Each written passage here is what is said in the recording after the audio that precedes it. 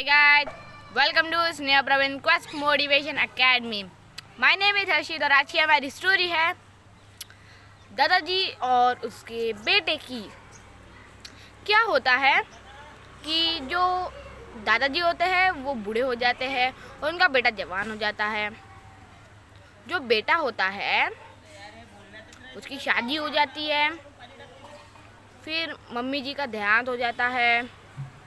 जो पापा जी होते हैं वो कहते हैं कि बेटा अब माँ तो नहीं रही, अब क्या करेंगे।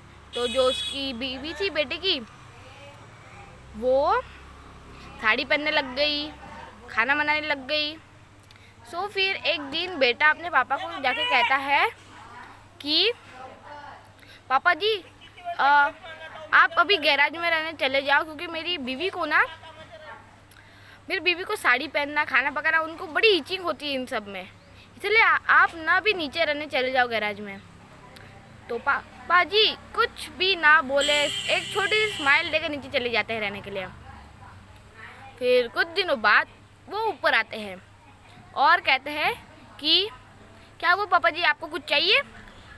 तो पापा जी कहते हैं कि बेटा ये लो, तुम लोग बड़े थक गए होंगे, तो ये लो हनीमून की टिकट से फॉरेन की, जाओ घूम के आ जाओ।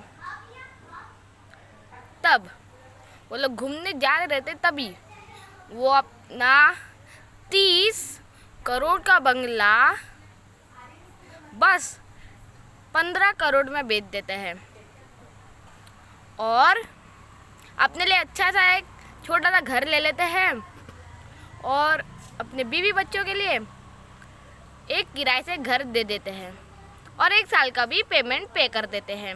और जो भी पैसा बचता था उसमें से 50% वो ले लेते हैं अपने खर्च करने के लिए और बाकी दान कर देते हैं। सो क्या होता है, जैसे वो वापस आते हैं तो वहाँ पे एक वॉचमैन बैठा हुआ रहता है उनके घर के सामने। वो कहता है कि अरे वॉचमैन तुम यहाँ पे क्या कर रहे हो, हमारा घर का वॉचमैन तो कोई और ही है। तो वो कहता है कि ये घर आपका नहीं है और देखो इस पे ताला भी लगा है।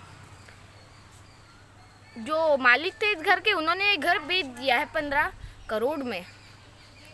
तो उसे शौक लगता है कि 30 करोड़ का बंगला मेरे पापा जी ने 15 करोड़ में बेच दिया क्या। तब वो कहते हैं कि हाँ, उन्होंने कहा है कि आपको फ़ोन लगाने के लिए कहना। जैसे ही वो फ़ोन लगाता है और कहते हैं कि बेटा रुक जाओ मैं आ रहा हूँ, तो वो आते हैं गाड़ी लेके अपनी।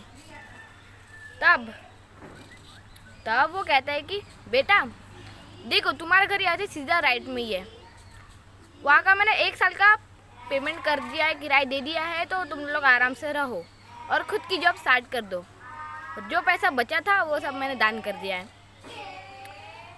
तो इस बात से हमें क्या सीख मिलती है, छोटी सी कहानी, कि अपने माता पिता को कभी दुखी मत दो।